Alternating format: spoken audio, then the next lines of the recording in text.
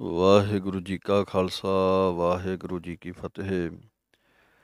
ਸੋ ਗੁਰੂ ਪਿਆਰੀ ਸਾਧ ਸੰਗਤ ਜੀ, ਅੱਜ ਦੇ ਇਸ ਤੀਸਰੀ ਵੀਡੀਓ ਦੇ ਵਿੱਚ ਆਪ ਜੀ ਦੇ ਨਾਲ ਅਗਲੇ ਸ਼ਬਦਾਂ ਦੀ ਸਾਂਝ ਪਾਉਣੀ ਹੈ ਜੋ ਧੰਨ ਸ੍ਰੀ ਗੁਰੂ ਗ੍ਰੰਥ ਸਾਹਿਬ ਮਹਾਰਾਜ ਜੀ ਦੀ ਬਾਣੀ ਦੇ ਵਿੱਚ ਦੋ ਵਾਰੀ ਆਉਂਦੇ ਹਨ ਅਤੇ ਦੋਵਾਂ ਦੇ ਆਉਣ ਦੇ ਵਿੱਚ ਜੋ ਵੱਖਰਾ ਵੱਖਰਾ ਭੇਦ ਹੈ ਉਹਦੇ ਬਾਰੇ ਆਪ ਜੀ ਦੇ ਨਾਲ ਸਾਂਝ ਪਾਉਣੀ ਹੈ। ਸੋ ਅੱਜ ਦਾ ਜੋ ਸ਼ਬਦ ਹੈ ਸਾਧ ਸੰਗਤ ਜੀ ਵਿਚਾਰਨ ਯੋਗ ਹੈ। ਸ੍ਰੀ ਰਹਿਰਾਸ ਸਾਹਿਬ ਜੀ ਦੇ ਪਾਠ ਦੇ ਅੰਦਰ ਆਸਾ ਮਹੱਲਾ ਪਹਿਲਾ। ਸੋ ਜਿਹੜਾ ਆਪ ਜੀ ਸ਼ਬਦ ਪੜ੍ਹਦੇ ਹੋ, ਸੁਣ ਵੱਡਾ ਆਖੈ ਸਭ ਕੋਏ। ਸੋ ਇਸ ਸ਼ਬਦ ਦੇ ਬਾਰੇ ਆਪ ਜੀ ਨਾਲ ਸਾਂਝ ਪਾਉਣੀ ਹੈ ਵੀ ਇਹ ਇੱਕ ਵਾਰੀ ਸ੍ਰੀ ਰਹਿਰਾਸ ਸਾਹਿਬ ਜੀ ਦੇ ਵਿੱਚ ਆਉਂਦਾ ਹੈ ਅਤੇ ਦੂਸਰੀ ਵਾਰੀ ਆਸਾ ਰਾਗ ਦੇ ਵਿੱਚ ਆਉਂਦਾ ਹੈ। ਸੋ ਸ੍ਰੀ ਰਹਿਰਾਸ ਸਾਹਿਬ ਜੀ ਦੇ ਪਾਠ ਦੇ ਅੰਦਰ ਅੰਗ 9 ਅੰਗ ਦੇ ਉੱਤੇ ਸ੍ਰੀ ਗੁਰੂ ਗ੍ਰੰਥ ਸਾਹਿਬ ਮਹਾਰਾਜ ਜੀ ਦੇ ਪਾਵਨ ਸਰੂਪ ਦੇ ਅੰਦਰ ਸੋ ਭੇਦ ਵੱਖਰੇ ਵੱਖਰੇ ਕੀ ਹਨ। ਸੋ ਸਾਧ ਸੰਗਤ ਜੀ, ਪਹਿਲਾ ਜੋ ਭੇਦ ਹੈ ਉਹ ਇਹ ਹੈ ਕਿ ਪਹਿਲਾਂ ਤੇ ਸਿਰਲੇਖ ਜੋ ਹੈ ਸ੍ਰੀ ਗੁਰੂ ਨਾਨਕ ਦੇਵ ਮਹਾਰਾਜ ਜੀ ਦੇ ਮਹੱਲਾ ਪਹਿਲਾ ਦੇ ਨਾਮ ਦੇ ਹੇਠ ਉਹਦੇ ਵਿੱਚ ਅੰਤਰ ਹੈ। ਜਦੋਂ ਸ੍ਰੀ ਰਹਿਰਾਸ ਸਾਹਿਬ ਜੀ ਦੇ ਪਾਠ ਦੇ ਵਿੱਚ ਆਵੇਗਾ ਉਦੋਂ ਆਪ ਜੀ ਪੜ੍ਹਦੇ ਹੋ ਆਸਾ ਮਹੱਲਾ ਪਹਿਲਾ, ਅਤੇ ਜਦੋਂ ਰਾਗ ਆਸਾ ਦੇ ਅੰਦਰ 348 ਅੰਗ ਦੇ ਉੱਪਰ ਜਦੋਂ ਇਹ ਸ਼ਬਦ ਆਰੰਭ ਹੁੰਦਾ ਹੈ ਤੇ ਉਦੋਂ ਸਿਰਲੇਖ ਇੱਕ ਓੰਕਾਰ ਸਤਿਗੁਰ ਪ੍ਰਸਾਦ। ਰਾਗ ਆਸਾ ਮਹੱਲਾ ਪਹਿਲਾ ਚੌ ਪਦੇ ਘਰ ਦੂਜਾ, ਇਹ ਇਸ ਤਰ੍ਹਾਂ ਆਵੇਗਾ। ਅਤੇ ਸਾਧ ਸੰਗਤ ਜੀ, ਦੂਸਰੀ ਪੰਕਤੀ ਵਿੱਚ ਜੋ ਭੇਦ ਹੈ, ਵੱਖਰੇਵਾਂ ਹੈ, ਆਪ ਜੀ ਸਰਵਣ ਕਰ ਰਹੇ ਹੋ। ਸੋ ਪਹਿਲੀ ਪੰਕਤੀ ਹੈ, ਜਦੋਂ ਅਸੀਂ ਸ੍ਰੀ ਰਹਿਰਾਸ ਸਾਹਿਬ ਜੀ ਦਾ ਪਾਠ ਰੋਜ਼ਾਨਾ ਕਰਦੇ ਸੁਣਦੇ ਜਾਂ ਦਰਸ਼ਨ ਕਰਦੇ ਹਾਂ ਪੋਥੀ ਸਾਹਿਬ ਤੋਂ, ਤਕਰੀਬਨ ਸਾਰਿਆਂ ਨੂੰ ਜ਼ਬਾਨੀ ਕੰਠ ਹੀ ਹੈ। ਪਹਿਲੀ ਪੰਕਤੀ ਹੈ, ਸੁਣ ਵੱਡਾ ਆਖੈ ਸਭ ਕੋਏ।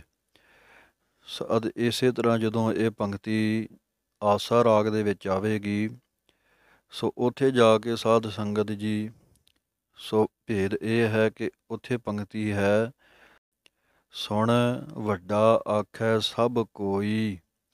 ਸੋ ਉੱਥੇ ਕੋਈ ਪਾਠ ਹੈ। ਸ੍ਰੀ ਰਹਿਰਾਸ ਸਾਹਿਬ ਜੀ ਦੇ ਅੰਦਰ ਕੋਏ ਪਾਠ ਹੈ। ਆਪ ਜੀ ਨੇ ਉਚਾਰਨ ਲੱਗਿਆਂ ਵੀ ਇਹ ਧਿਆਨ ਰੱਖਣਾ ਹੈ, ਕੋਏ ਪਾਠ ਸਿੱਧਾ ਨਹੀਂ ਕਹਿ ਦੇਣਾ। ਕੋਏ ਕਹਾਂਗੇ ਤੇ ਉਹਦੇ ਨਾਲ ਈੜੀ ਦੀ ਜਿਹੜੀ ਸਿਹਾਰੀ ਹੈ ਉਹਨੂੰ ਲਾਂ ਲੱਗ ਜਾਂਦੀ ਹੈ। ਸੋ ਇਸ ਤਰ੍ਹਾਂ ਕੱਕੇ ਦੇ ਹੋੜੇ ਨੂੰ ਬੋਲ ਕੇ ਕੋ ਈੜੀ ਸਿਹਾਰੀ ਇਹ ਕੋਏ, ਸੋ ਇਸ ਤਰ੍ਹਾਂ ਦੇ ਨਾਲ ਆਪ ਜੀ ਨੇ ਉਚਾਰਨ ਵੀ ਕਰਨਾ ਹੈ। ਸਭ ਕੋਏ ਪਾਠ ਦੇ ਥੱਲੇ ਭੱਬੇ ਦੇ ਥੱਲੇ ਔਂਕੜ ਹੈ। ਸੋ ਦੂਸਰੀ ਵਾਰੀ ਔਂਕੜ ਥੱਲੇ ਨਹੀਂ ਹੈ, ਇਸ ਕਰਕੇ ਸਭ ਕੋਏ ਪਾਠ ਹੈ। ਸੋ ਇਹ ਔਂਕੜ ਦਾ ਵੀ ਫਰਕ ਹੈ ਭੱਬੇ ਦੇ ਥੱਲੇ ਅਤੇ ਕੱਕੇ ਨੂੰ ਹੋੜਾ ਜੋ ਅੱਗੇ ਪਾਠ ਹੈ, ਈੜੀ ਬਿਹਾਰੀ ਹੈ, ਕੋਈ ਪਾਠ ਹੈ। ਸਭ ਕੋਈ ਭੱਬੇ ਦੇ ਥੱਲੇ ਔਂਕੜ ਨਹੀਂ ਹੈ ਤੇ ਈੜੀ ਦੇ ਬਿਹਾਰੀ ਹੈ। ਇਸੇ ਤਰ੍ਹਾਂ ਸਾਧ ਸੰਗਤ ਜੀ, ਦੂਸਰੀ ਪੰਕਤੀ ਹੈ ਕੇਵਡ ਵੱਡਾ ਡੀਠਾ ਹੋਏ। ਜਦੋਂ ਇਹ ਆਸਾ ਰਾਗ ਦੇ ਵਿੱਚ 348 ਅੰਗ ਦੇ ਉੱਪਰ 49 ਅੰਗ ਦੇ ਉੱਪਰ ਆਰੰਭ ਹੁੰਦਿਆਂ ਹੀ ਸਾਧ ਸੰਗਤ ਜੀ ਇਹ ਆ ਜਾਂਦੀ ਹੈ ਉੱਪਰ ਹੀ ਸੱਜੇ ਹੱਥ। ਸੋ ਉਦੋਂ ਇਹ ਪੰਕਤੀ ਦੇ ਪਿੱਛੇ ਵੀ ਇਸੇ ਤਰ੍ਹਾਂ ਹੀ ਪਹਿਲੀ ਪੰਕਤੀ ਦੇ ਵਾਂਗ ਹੀ ਅੰਤਰ ਹੈ। ਕੇਵਡ ਵੱਡਾ ਡੀਠਾ ਹੋਈ। ਸੋ ਇਸ ਤਰ੍ਹਾਂ ਹੋਈ ਪਾਠ ਹੈ ਦੂਸਰੀ ਵਾਰੀ ਜਦੋਂ ਆਵੇ। ਸ੍ਰੀ ਰਹਿਰਾਸ ਸਾਹਿਬ ਜੀ ਦੇ ਅੰਦਰ ਹੋਏ ਪਾਠ ਹੈ। ਸੋ ਇਸ ਤਰ੍ਹਾਂ ਸਾਧ ਸੰਗਤ ਜੀ, ਅਗਲੀ ਪੰਕਤੀ ਹੈ ਕੋਏ ਨਾ ਜਾਣੈ ਤੇਰਾ ਕੀਤਾ ਕੇਵੜ ਚੀਰਾ ਰਹਾਓ। ਸੋ ਇਸ ਤਰ੍ਹਾਂ ਜਦੋਂ ਇਹ ਪੰਕਤੀ ਦੂਸਰੀ ਵਾਰੀ ਸ੍ਰੀ ਆਸਾ ਰਾਗ ਦੇ ਵਿੱਚ ਆਉਂਦੀ ਹੈ ਉਦੋਂ ਇਹ ਪੰਕਤੀ ਆਉਂਦੀ ਹੈ ਕੋਈ ਨਾ ਜਾਣੈ ਤੇਰਾ ਕੀਤਾ ਕੇਵੜ ਚੀਰਾ ਰਹਾਓ। ਸੋ ਕੋਏ ਦੀ ਜਗ੍ਹਾ ਦੇ ਉੱਤੇ ਕੋਈ ਪਾਠ ਆਉਣਾ ਹੈ ਦੂਸਰੀ ਵਾਰੀ। ਮਨ ਦੇ ਵਿੱਚ ਇਹ ਨਹੀਂ ਸਮਝਣਾ ਕਿ ਸ਼ਾਇਦ ਗਲਤ ਲਿਖਿਆ ਹੈ, ਬਿਲਕੁਲ ਨਹੀਂ, ਬਿਲਕੁਲ ਸਹੀ ਹੈ। ਗੁਰੂ ਸਾਹਿਬ ਜੀ ਨੇ ਆਪ ਹੀ ਇਹ ਉਸ ਲਿਖਣ ਦੇ ਵਿੱਚ ਆਪ ਹੀ ਭੇਦ ਰੱਖਿਆ ਹੈ ਜਦੋਂ ਦੂਸਰੀ ਵਾਰੀ ਉਚਾਰਿਆ ਹੈ ਸ਼ਬਦ।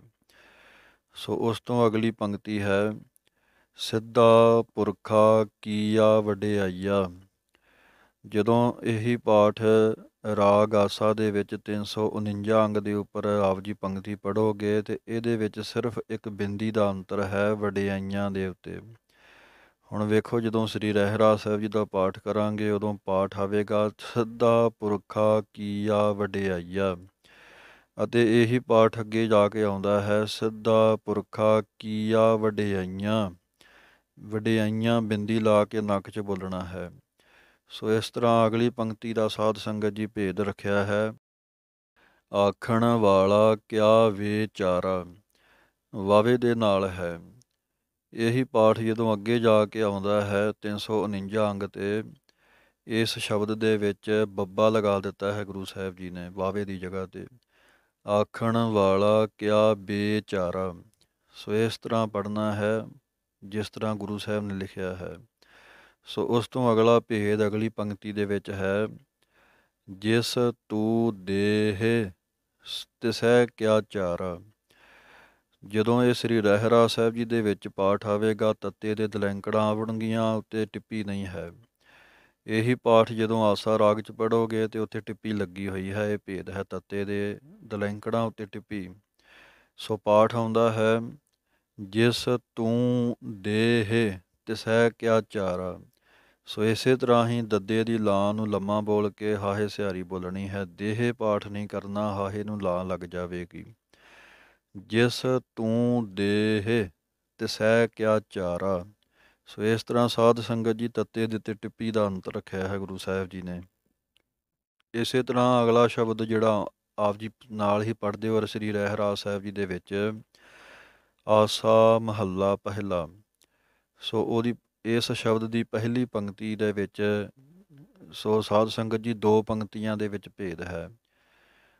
ਇਹੀ ਪੰਕਤੀ ਜਦੋਂ ਸ੍ਰੀ ਰਹਿਰਾਸ ਸਾਹਿਬ ਜੀ ਦੇ ਵਿੱਚ ਆਵੇਗੀ ਜੋ ਆਪ ਜੀ ਦਰਸ਼ਨ ਕਰ ਰਹੇ ਹੋ, ਸੋ ਪੰਕਤੀ ਹੈ, ਉਤ ਭੂਖੈ ਖਾਏ ਚੱਲੀਐ ਦੂਖ।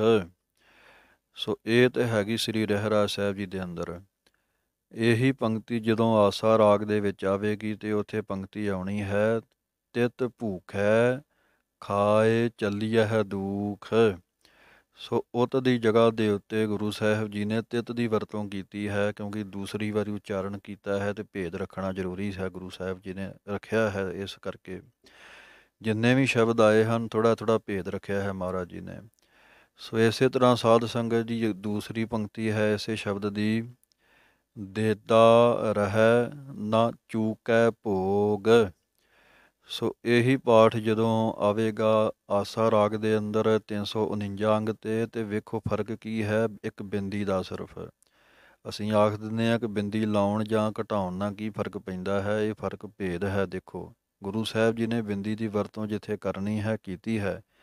ਸੋ ਇਹ ਸੰਥਿਆ ਤੋਂ ਬਿਨਾਂ ਚੀਜ਼ਾਂ ਨਹੀਂ ਸਮਝ ਆ ਸਕਦੀਆਂ। ਸੋ ਇਹੀ ਪੰਕਤੀ ਸਾਧ ਸੰਗਤ ਜੀ ਜਦੋਂ ਦੂਸਰੀ ਵਾਰੀ ਗੁਰੂ ਸਾਹਿਬ ਨੇ ਉਚਾਰਨ ਕੀਤੀ ਹੈ ਤੇ ਬਿੰਦੀ ਲਗਾਈ ਹੈ ਲਾਂ ਦੇ ਨਾਲ, ਆਪ ਜੀ ਦਰਸ਼ਨ ਕਰ ਰਹੇ ਹੋ, ਦੇਂਦਾ ਰਹਿ ਨਾ ਚੂਕੈ ਭੋਗ। ਸੋ ਨੰਨੇ ਦੀ ਆਵਾਜ਼ ਵੀ ਆਪ ਜੀ ਨੇ ਸੁਣੀ ਹੈ, ਨੰਨਾ ਮੁਕਤਾ ਹੈ, ਨੰਨੇ ਨੂੰ ਕੰਨਾ ਨਹੀਂ ਲਗਾਉਣਾ, ਨਹੀਂ ਤੇ ਨਾ ਪਾਠ ਆਵੇਗਾ। ਸੋ ਪਾਠ ਹੈ ਨ। ਇਸੇ ਤਰ੍ਹਾਂ ਜਿਵੇਂ ਜਪਜੀ ਸਾਹਿਬ ਦੇ ਵਿੱਚ ਆਪ ਜੀ ਪੜ੍ਹਦੇ ਹੋ, ਸੋਚੈ ਸੋਚ ਨਾ ਹੋਵਈ। ਸੋ ਉੱਥੇ ਵੀ ਨੰਨਾ ਮੁਕਤਾ ਹੈ। ਸੋ ਸਾਧ ਸੰਗਤ ਜੀ ਇਹ ਸਨ ਦੋ ਸ਼ਬਦ। ਵੀਡੀਓ ਲੰਬੇਰੀ ਨਾ ਹੋ ਜਾਵੇ ਇਸ ਕਰਕੇ ਦੋ ਸ਼ਬਦ ਹੀ ਸਾਂਝੇ ਕੀਤੇ ਹਨ। ਸੋ ਇਸੇ ਤਰ੍ਹਾਂ ਬਾਕੀ ਦੇ ਹਿੱਸਿਆਂ ਦੇ ਵਿੱਚ ਵੀਡੀਓ ਦੇ ਵਿੱਚ ਆਪ ਜੀ ਨਾਲ ਅਗਲੇ ਸ਼ਬਦਾਂ ਦੀ ਸਾਂਝ ਪਾਉਣੀ ਹੈ। ਸੋ ਇਸ ਤਰ੍ਹਾਂ ਇਹਨਾਂ ਨੇ ਸ਼ਬਦਾਂ ਨੂੰ ਵੀ ਆਪ ਜੀ ਨੇ ਉਚਾਰਨ ਦਾ ਢੰਗ ਸਮਝਣਾ ਹੈ।